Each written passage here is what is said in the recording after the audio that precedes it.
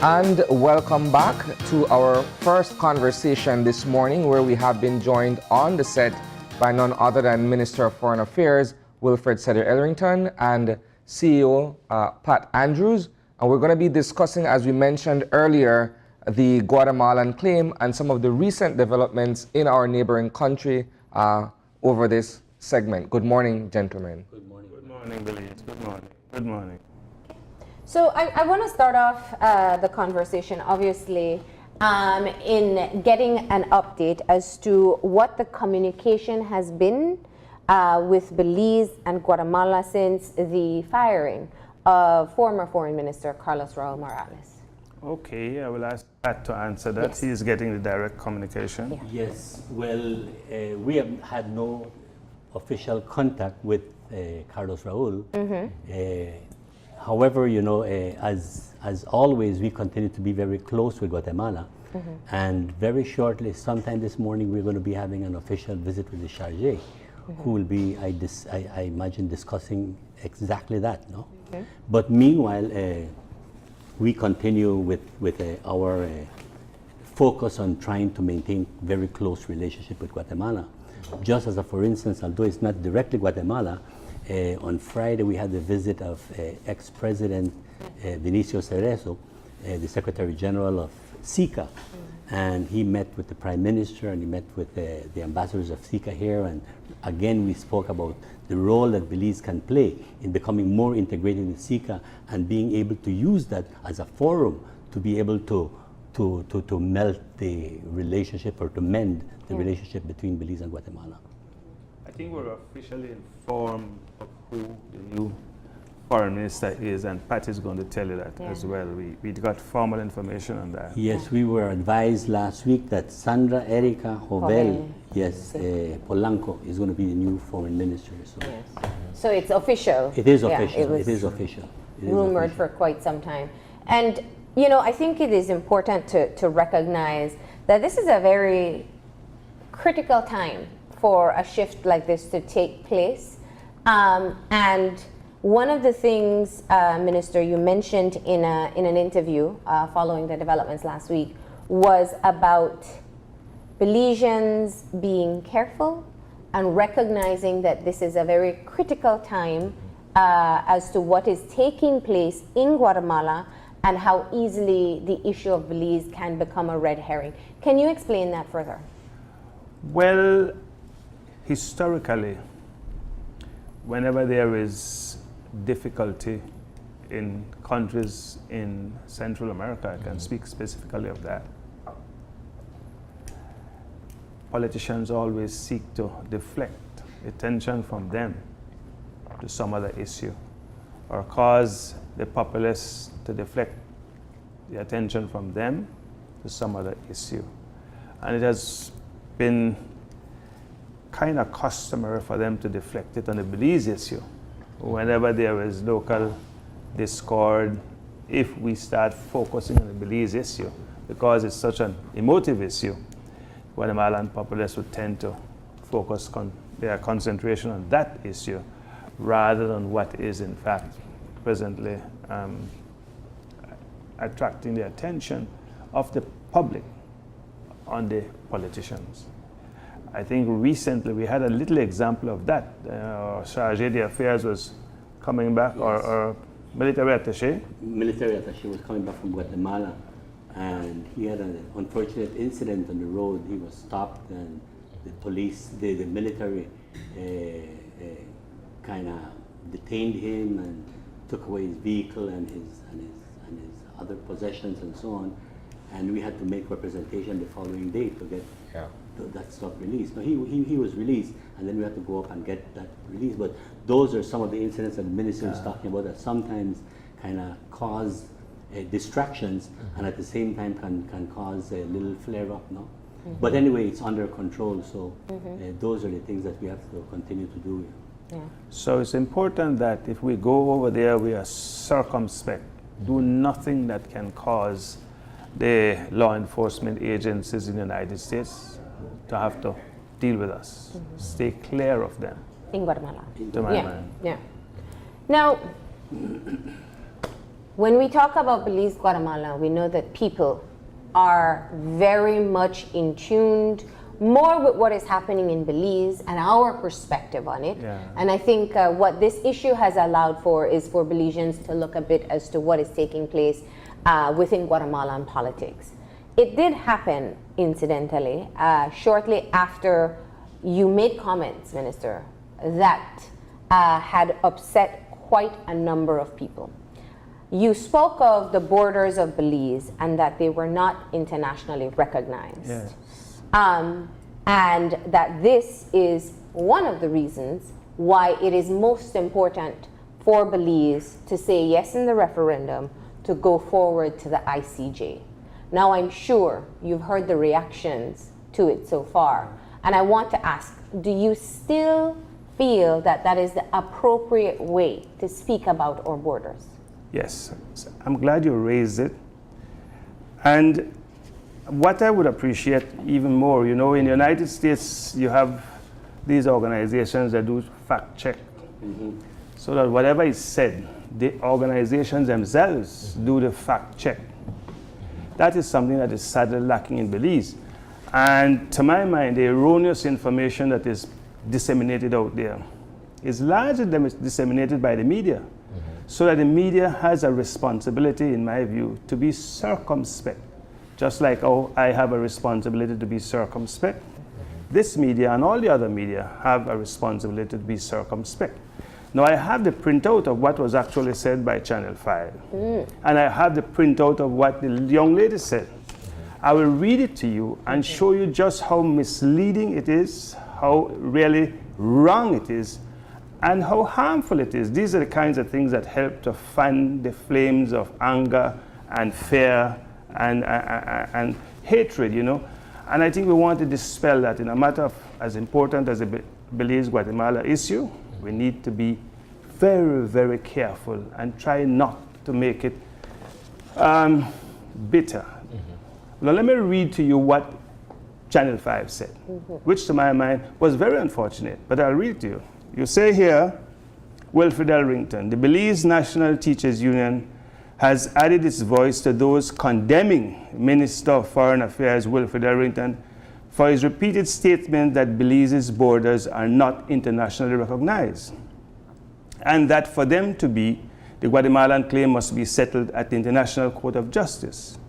In calling on Elrington to watch his words, BNTU President Elena Smith said no Belizean should allow Belize's top diplomat to get away with such unpatriotic sentiments, coming on to a time of national celebration and reflection. Very emotive statement, but far from the truth, unfortunately. Let me tell you what she says now. Let me tell you what Elena says.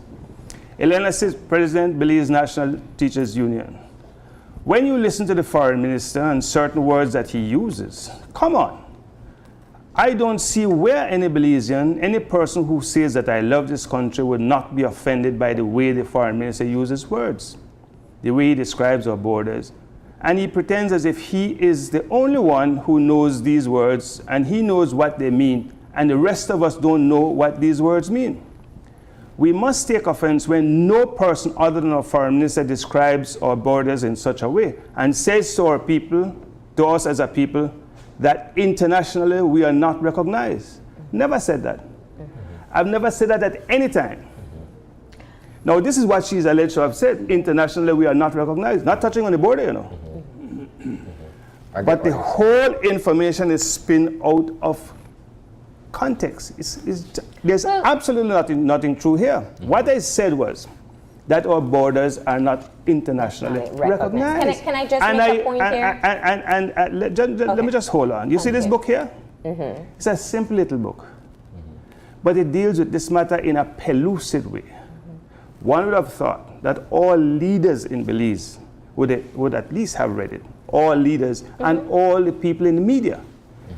But that is not the case, unfortunately, and I always lament on the fact that Belizeans don't seem to want to read. And people get upset with me about that. But how else are we going to know unless we read? This is what Asal Schumann wrote from as early as 2013. We do not have a delimited and agreed maritime area. We have a claim to maritime areas based on the United Nations Conference on the Law of the Sea, and such claims must be confirmed either by agreements, as we hope to do with Mexico and Honduras, but have no hope of doing with Guatemala, or by judicial settlement, arbitration, or the court.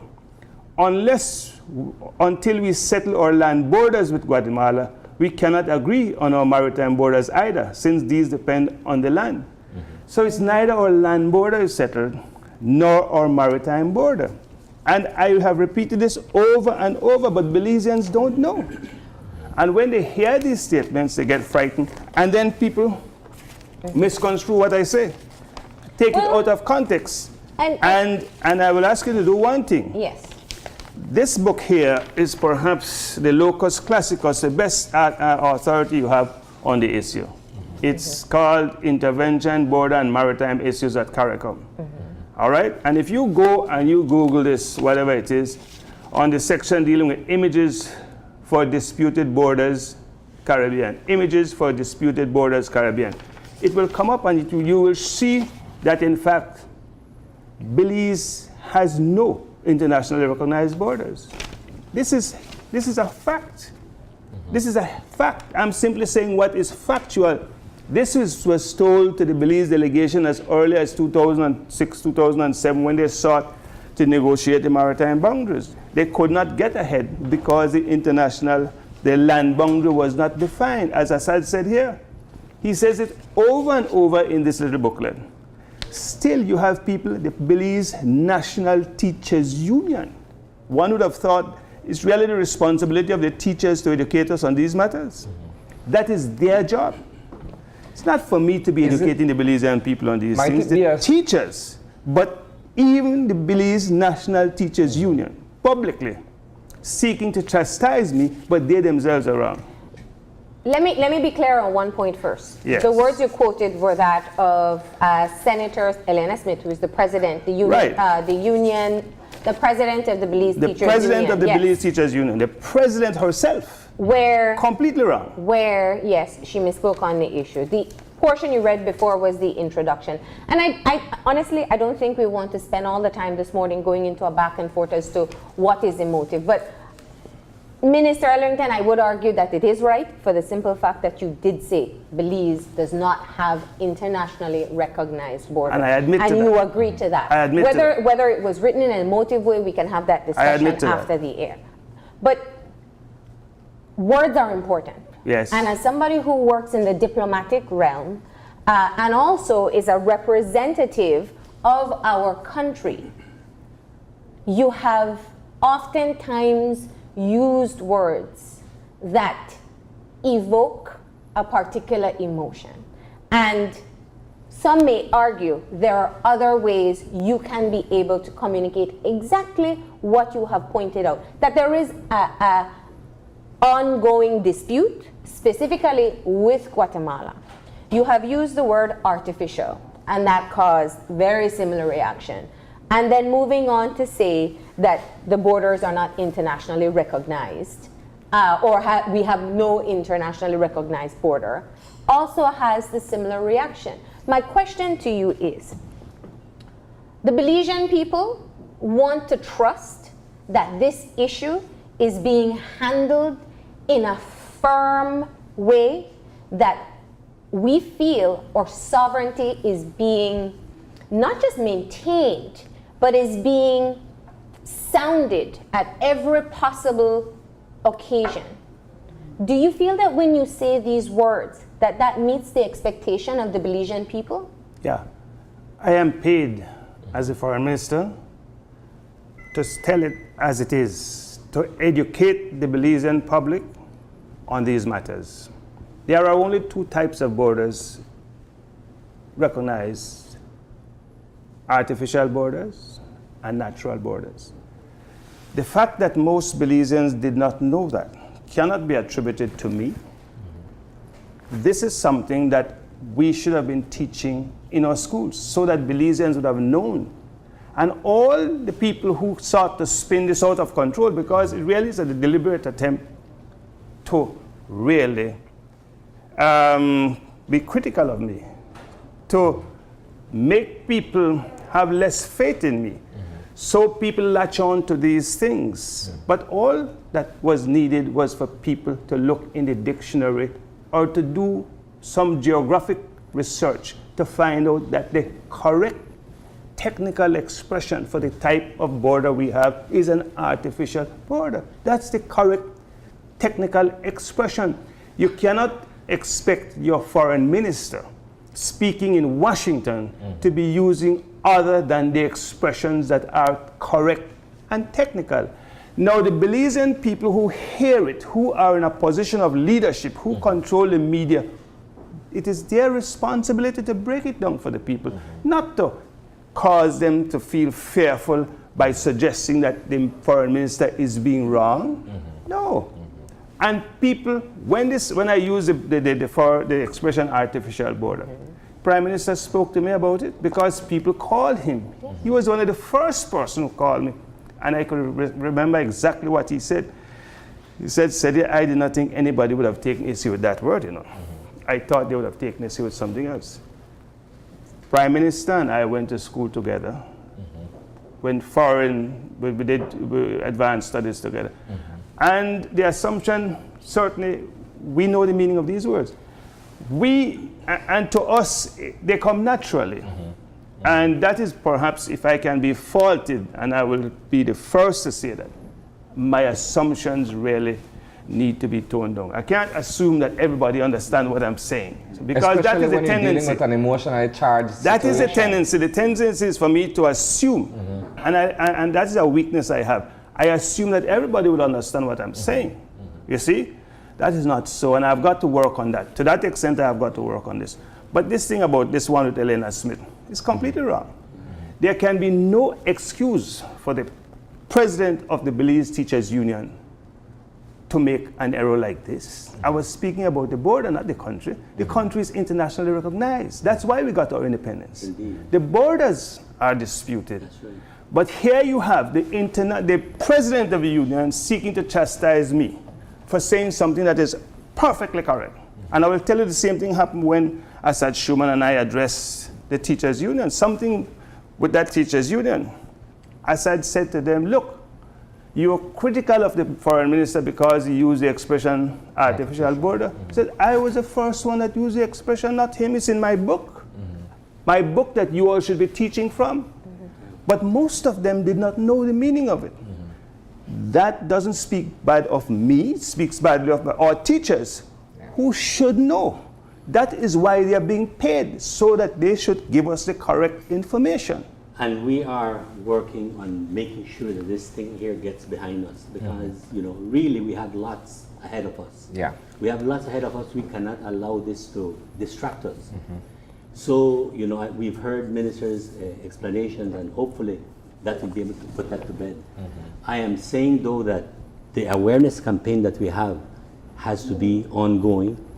The move that we have in connecting with schools to have them begin teaching the issue of the Belize Guatemala differendum is something that I think we have to basically continue working on. And hopefully, through all of these efforts here, we will be able to continue to work for the just cause. As Malene mentioned, I think I would want to give the assurance that regardless of the little emotive things that we go through and so on, rest assured that we will continue taking care of Belize's sovereignty, and that is something that we are committed to. I'm glad that you segued into that part of the conversation, because I would want for us to have a more forward-thinking approach to discussing all things Belize and Guatemala, as opposed to hanging up on technical language. Insofar as what has transpired in Guatemala over the past several days, where do we stand? And this is a hypothetical question, but one that the average Belizean person would want some kind of an answer to. Where do we stand now in terms of our efforts to proceed to referendum and to the ICJ, given the fact that there have been all of these sudden changes in Guatemala? I would imagine, Isani, that the Guatemalans will be having difficulties, to my mind, proceeding forward. Because, and it is not the first time that this kind of distraction comes in to derail the process between us. So this happens, and all of us appreciate and understand that. I think we need to look on the positive side of it. And the positive side of it is that, in my view, we need to continue to prepare for going to the ICJ, just as if nothing had happened. Exactly. I'm glad you brought that up, because in looking at the situation, and I believe in our last appearance, we spoke about the possibility of the referendum in Guatemala being perhaps by the end of this year. By the end of the year. Yeah. Given the current crisis they have, I'm not quite sure whether they will proceed or perhaps use it as a way to deflect attention. What was reported just Thursday, Friday morning is that the Elections and Boundaries Commission, the commission, the tribunal, advised that they will be putting the referendum drive on hold. Okay. Okay, that's what they mentioned. Okay. Now hold is indefinite. Is indefinite. Yeah. Okay. So and that was something that was expected, suspected. And that was, looking at the situation from that perspective, I believe that it may be either an opportunity, and it depends on your perspective, for Belize to be able to push forward with the education campaign. One of the things we know is if Guatemala went to referendum before us, the outcome of their vote very easily can influence the vote in Belize. It was the purpose why there was originally a simultaneous, a move to hold it simultaneously. Yeah. We have already heard from the Prime Minister himself that the referendum will take place after the re-registration, which comes after the municipal election. So we are definitively looking at, in 2018, Yes, the last quarter of possibility 2018. of a referendum. Possibility, yes. Late 20, well, we're talking municipal, then re-registration, then referendum. Late 2018. So 2018 into 2019 Exactly, possible. exactly. So we have, had Guatemala went to referendum before the end of this year, your education, our education campaign would have been heavily influenced by what the Guatemalan wants. How do we jumpstart this particular campaign now that we know we won't necessarily be hearing what the Guatemalans want for some time? My own thinking, and I can tell you that I think this is shared by us in the Ministry of Foreign Affairs, is that the deficit in terms of information on the part of the public is so short of information on this matter it is. that we cannot have enough time to go out and educate our people. And I think it's always good to be doing your education campaign when there is no pressure of time. So it gives us a little bit of a more relaxed atmosphere within which to disseminate the information. And I think that that is what we should do. I personally believe that we should continue to disseminate the information in a sustained way and as broadly as possible so that people can know what the issues are. And my own concern, really, and that's a concern expressed by Assad and the rest of us who deal with this matter, is that the consequences of this dispute are very, very grave. If we don't resolve it, we can end up being prejudiced very, very seriously as a people and a nation. And so we should take every opportunity to educate so that people could understand what the results are, what the consequences are for us solving it or not solving it. That's very important. And the more time we have to do that, to my mind, the better it is for us. How would one respond then to what some would argue that this thing has been in existence for over 200 years and we must be able to either continue overlooking it because that claim would always be there, we should just carry on as normal. How would you respond to such an argument? For people who like to read and who want to look at the notes, I think they should just look at what happened in the Arab-Palestinian-Israeli conflict and see what is happening. In 1947, the Palestinians had 45% of the land. Now they have 12%, and I listened on the radio this morning and I heard that the Israelis are building more settlements on the occupied lands. 15 million they have dedicated. You know what the intention there is? You know what's going to happen? If the Palestinians are not careful, they will wake up one morning to find out that they have no land. Same thing had happened to us in Belize. For us, because there is an inexorable move on the part of the Guatemalans to come across. This is it. This is it. Inexorable move. This is inexorable move. We are only 350,000 people, 370,000 people. The Guatemalans are 17 million. We have to understand what that means.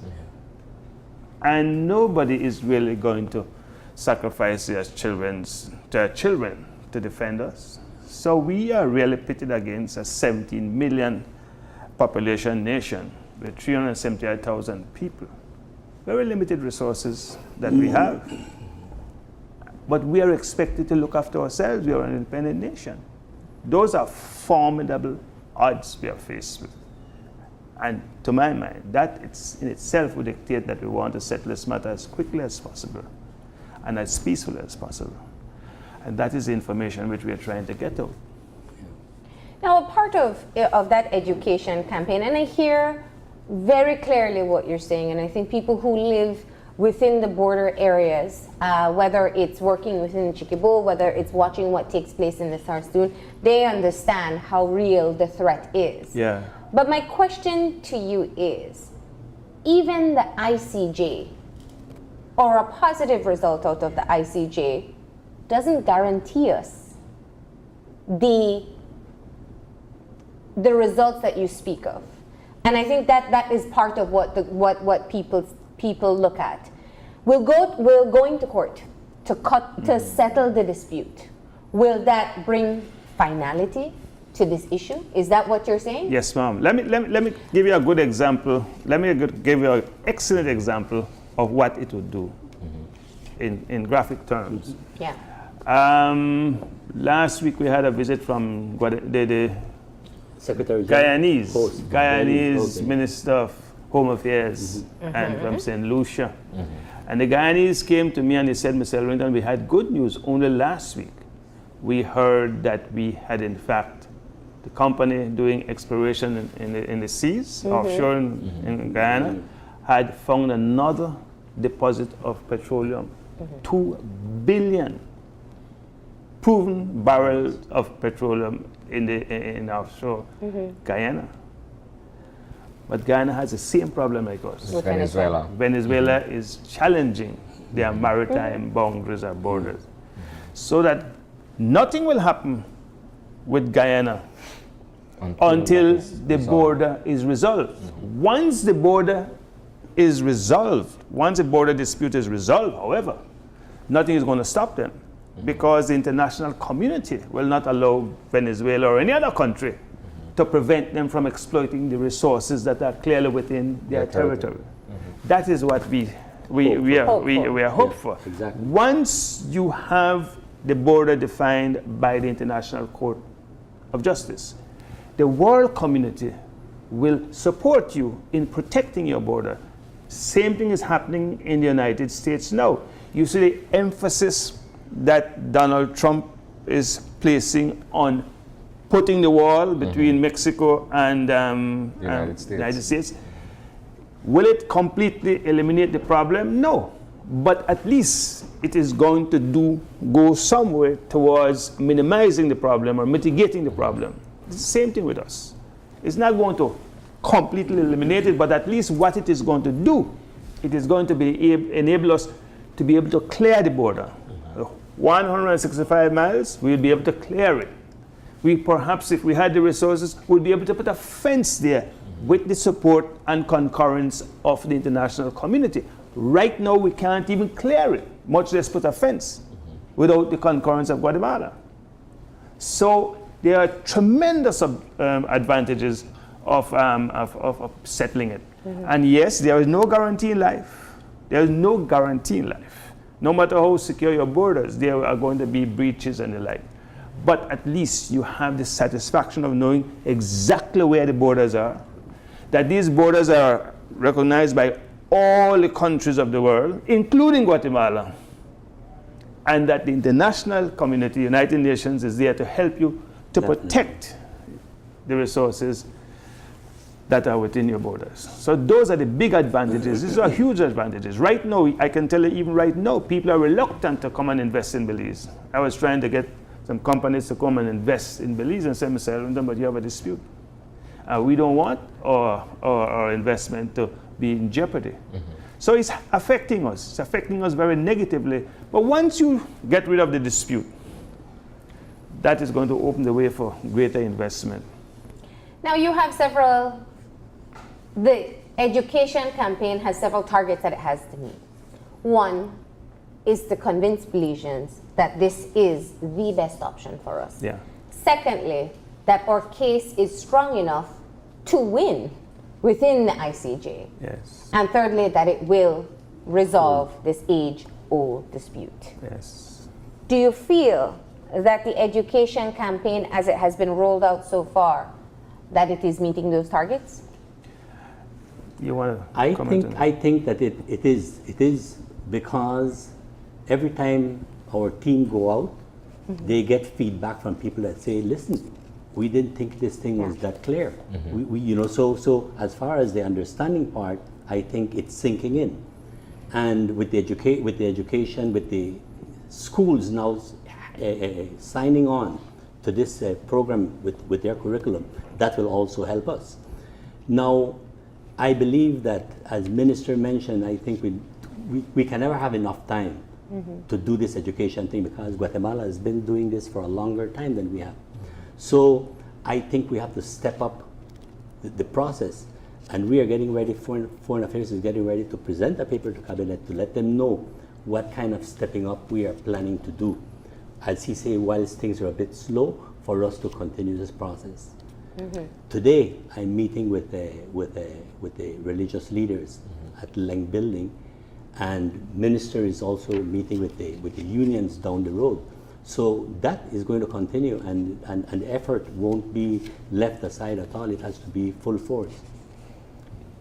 And could I just emphasize, though, that it is not a partisan issue. It's an mm-hmm. issue of survival.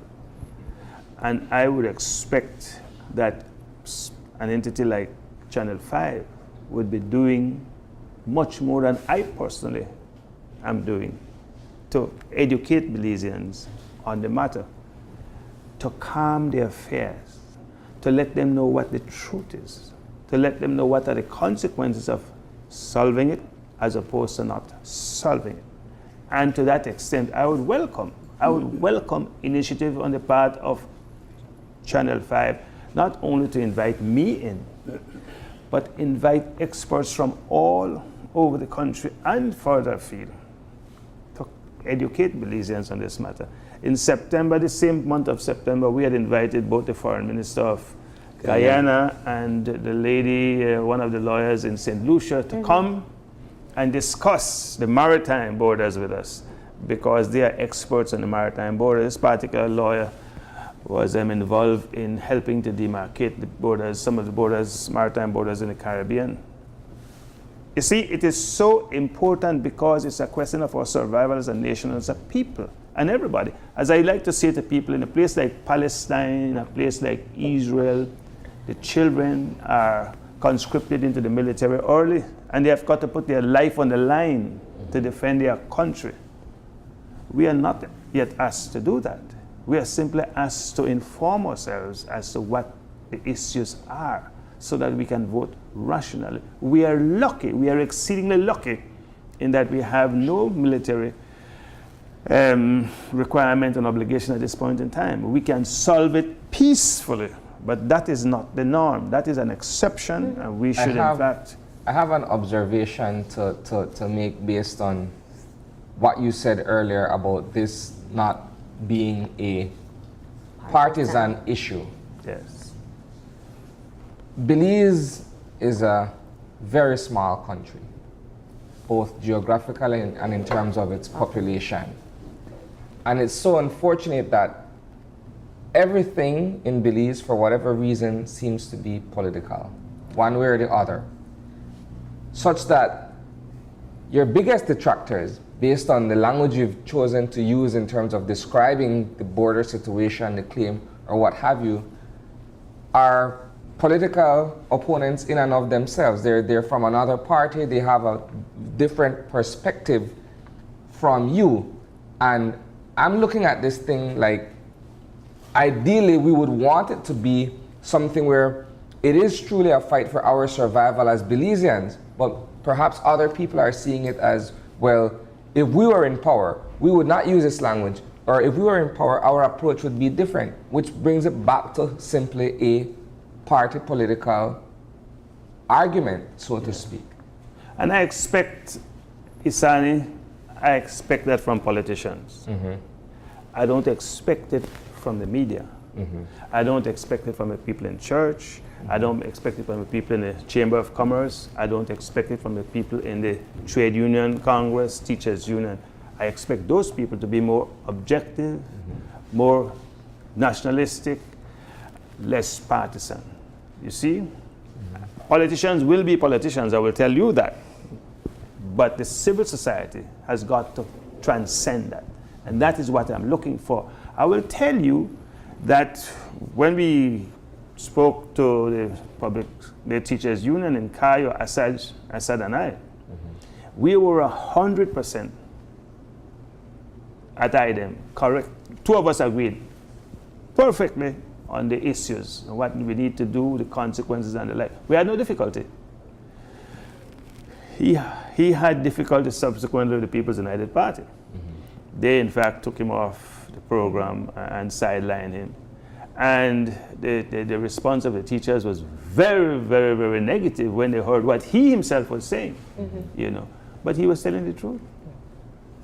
He was telling the truth. So we have got to understand people have agendas, even in these organizations and institutions.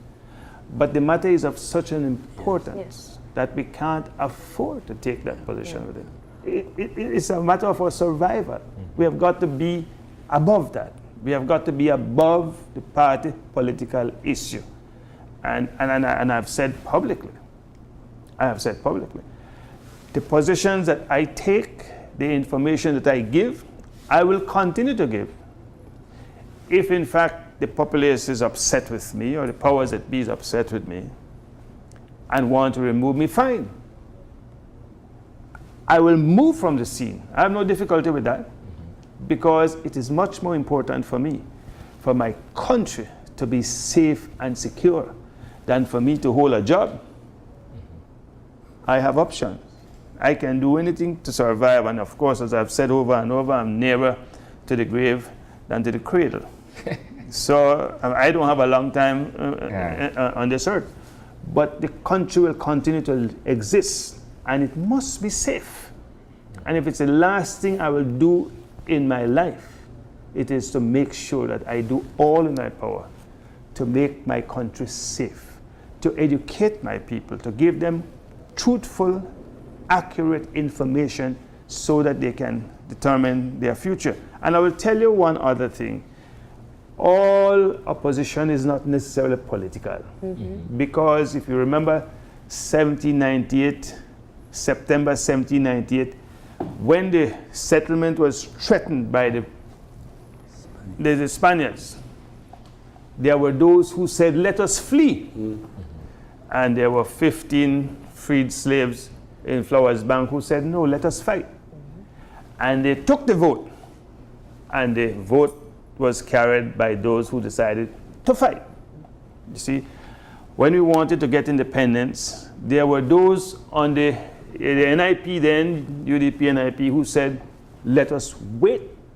We don't want to get independence now. There were those in the PUP who said, no, we want to get independence now. We got independence now. To my mind, the decision to go for independence then was a good one, a fortuitous one.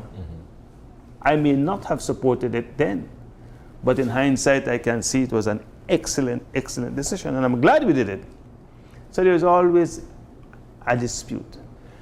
But in the final analysis, we should always focus on what is in the best interests of the nation and pay no attention to what is being said by the messenger. What is important is the message. The messenger will come and go, but the message must be there. And I will tell you, when you read this little pocket guide, everything that I'm saying to you is in here by Assad. And it was the People's United Party who set up the entire process to go to the ICJ. It's right in here. Clearly stated, we simply are following the process. We simply are following the process. Now, yes, we're quickly Go running ahead. out of time, and Yes. I want to get one more question in, because I appreciate what Isani brought up in terms of the partisan politics that has gotten involved. But a very important part of this process was to engage with Guatemala with a bipartisan committee.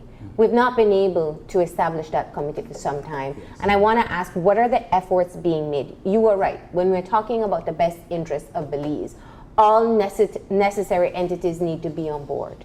What efforts have been made to be able to establish a bipartisan committee to move forward? And not just say, come because you should, but has there been an extension, a reach out, a discussion, attempts at a discussion to re-engage?